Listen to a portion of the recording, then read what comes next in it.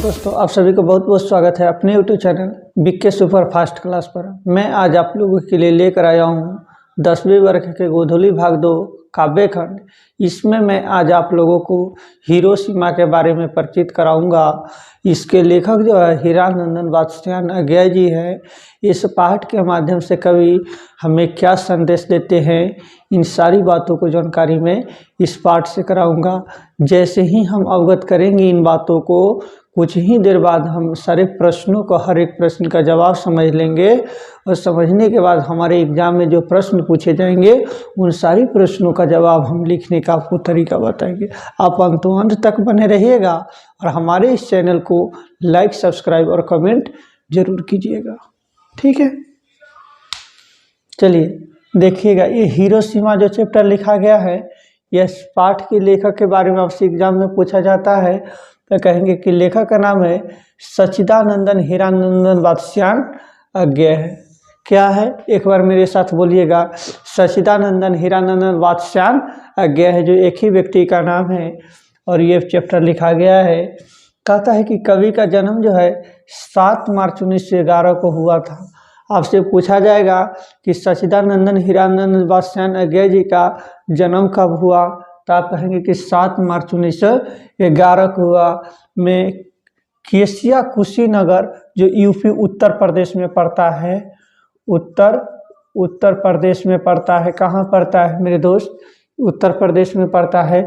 ये मूल निवासी मिर्ज़ापुर करतारपुर अर्थात पंजाब के थे, लेकिन नहीं, इनका जो मातृभूमि था वो इनका कहाँ था? करतारपुर या पंजाब में था। लेकिन यहाँ पर आए थे, इनकी मम्मी आई होगी किसी कारण से, बस यहीं पर जो है इनका क्या हो गया था, जन्म हो गया था। नहीं कहता कि माँ मर गए लले, इस तरह के नहीं बोलते हैं, वही बात यहाँ पर कहा जाता है। और हिरोशिमा के बारे में और कहते हैं कवि जी का जो है निधन के बारे में कहा जाता है कि कवि का निधन जो है 4 अप्रैल 1987 ईस्वी का जो है कब हो जाता है। आपसे पूछा जाएगा हीरानंदन वात्स्यायन अज्ञेय जी का जन्म कब हुआ, तो 7 मार्च 1911 को कहेंगे। इनके मृत्यु के बारे में बोलेगा तो हम 4 अप्रैल 1987 में हम कहेंगे। इनका मृत्यु कब हुआ? 4 अप्रैल 1987 में इनका मृत्यु हुआ है, ठीक है। इनके माता का नाम व्यंती देवी थी। आपसे एग्जाम में पूछा जाएगा कि हीरानंदन वात्स्यायन अज्ञेय जी जो हैं, इनके माता का क्या नाम है, तो हम कहेंगे कि इनके माता का नाम व्यंती देवी है। अच्छा, इनके पिताजी का नाम क्या है? हीरानंदन शास्त्री, जो ये पुरातत्ववेता थे। आपको हम पुरातत्ववेता का अर्थ समझा देते हैं। जैसे बहुत समय पुरानी कोई वस्तु है और उसके बारे में अध्ययन करने वाले व्यक्ति को पुरातत्ववेता के नाम से जाना जाता है। जैसे कोई बहुत समय पहले भूकंप आया और पृथ्वी के अंदर दब गया था, वो किसी कारण से उसको हम निकाले, तो फिर उसके बारे में गहन अध्ययन करेगा कि कैसे हुआ, कहाँ हुआ, उसके बारे में सोचेंगे, विचारेंगे और ये लोगों के बीच में संदेश पहुंचाएंगे कि ये जो चीज़ है ना इतना वर्ष पुराना है। मतलब वो अपना एक अनुमान लगाते हैं, उसी व्यक्ति को पुरातत्ववेता के नाम से जो है ये बात जो है कि हिस्ट्री में पढ़ना है तो हिस्ट्री पढ़ाएंगे तो वहाँ पर इन बातों को हम आपके साथ जिक्र करेंगे, कोई दिक्कत। चलिए देखिएगा, इनका प्रारंभिक शिक्षा लखनऊ में हुआ था।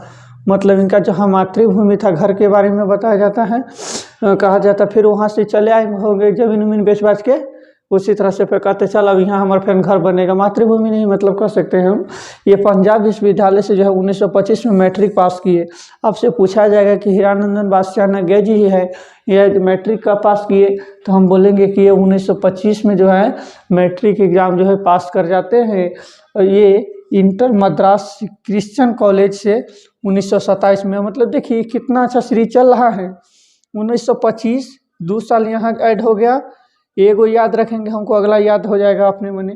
कहते ये बीएससी 1929 में फॉर्मन कॉलेज लाहौर से और एमए कॉलेज इंग्लिश लाहौर से किया। देखिए तो ये एमए इंग्लिश से कर गए, लेकिन हिंदी के क्षेत्र में इन्होंने अपना योगदान बना लिया। कहने का मतलब हुआ कि एक पढ़ने वाले व्यक्ति जो होते हैं, अगर उनमें ज्ञान होता है तो ये कोई ज़रूरी नहीं कि वो एक ही विषय के एक्सपर्ट होते हैं, वो हर एक विषय के जानकार हो सकते हैं। कोई ज़रूरी है कि हमने साइंस पढ़ा है तो सिर्फ साइंस ही हमें आता हो, ये नहीं।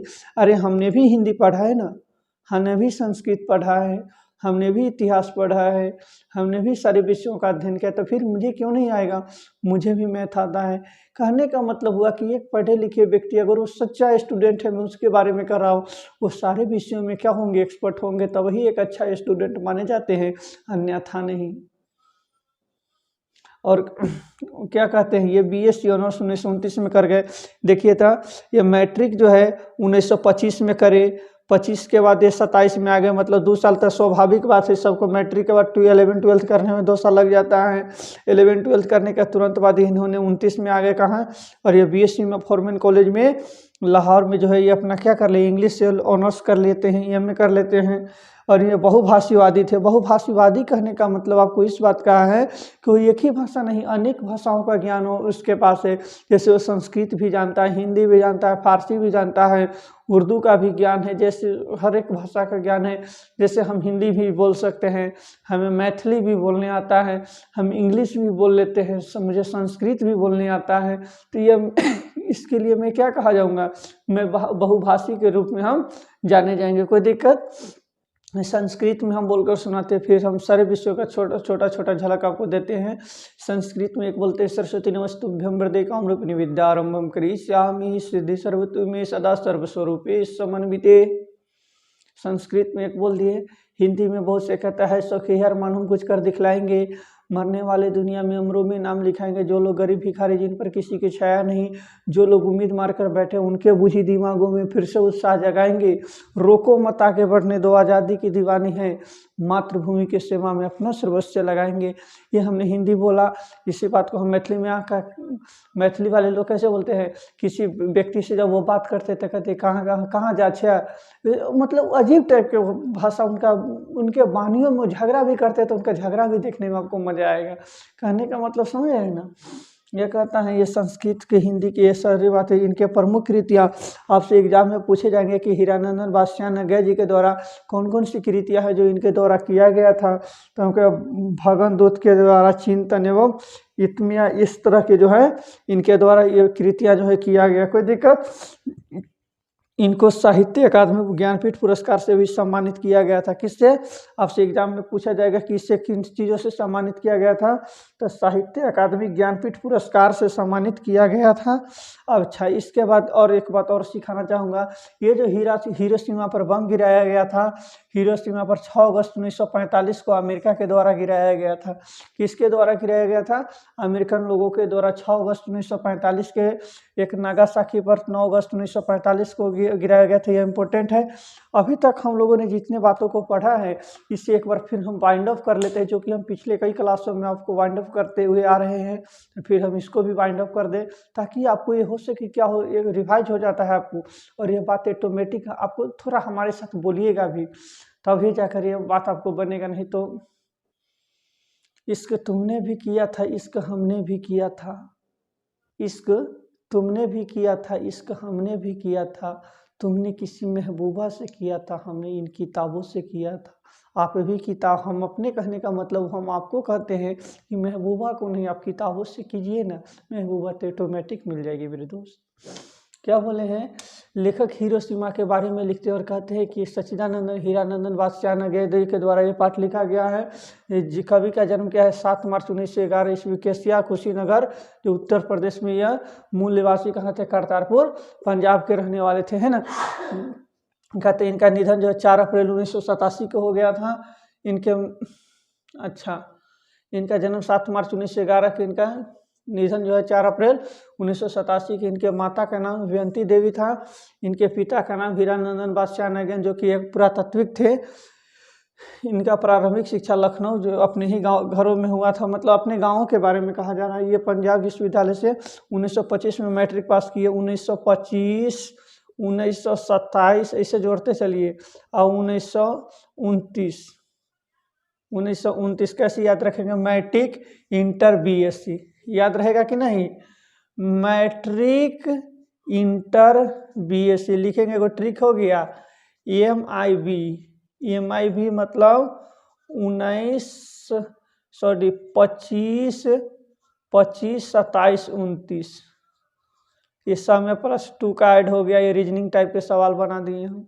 इस तरह का EMIP का कोड भी याद रखेंगे 25, 27, 29। EMIB बोले तो matric inter BSc, matric inter BSc एक ट्रिक हो गया आपके लिए, बता दिए हम।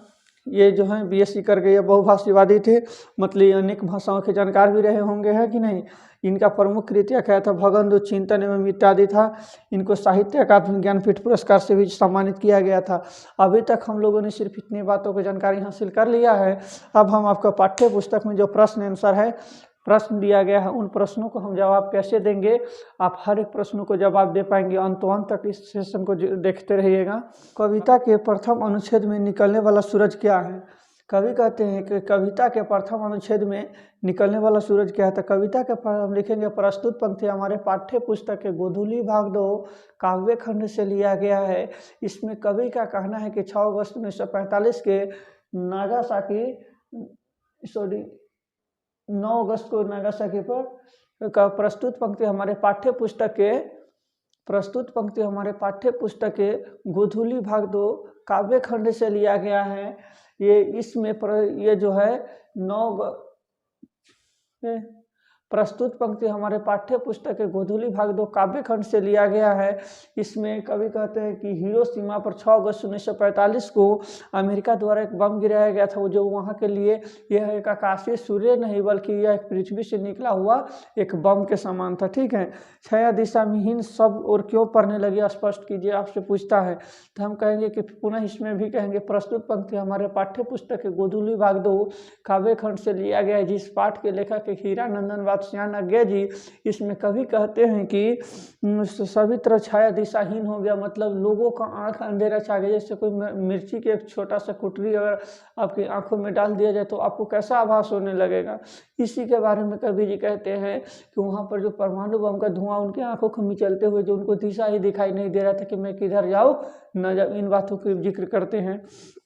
प्रज्वाला क्षण की दोपहर से कवि का क्या आशय। कवि कहते हैं कि प्रस्तुत पंक्ति हमारे पाठ्य पुस्तक के गोधूली भाग 2 काव्य खंड से लिया गया है। इसमें कवि का कहना है कि क्षणिक धूप कहने का मतलब हुआ कि जैसे सूर्योदय होता है तो एक वक्त आने के बाद 12 जब बजता है तो उसमें धूप को हम सहन नहीं कर पाते हैं, वैसा ही ये परमाणु बम का जो प्रकाश था ये हमको बहुत कम समय में, क्षण में हमारे शरीर पर एक ऐसा ज्वलन उत्पन्न कर दिया जो हम उसको सहन नहीं कर पाए और मोम की तरह पिघल गए।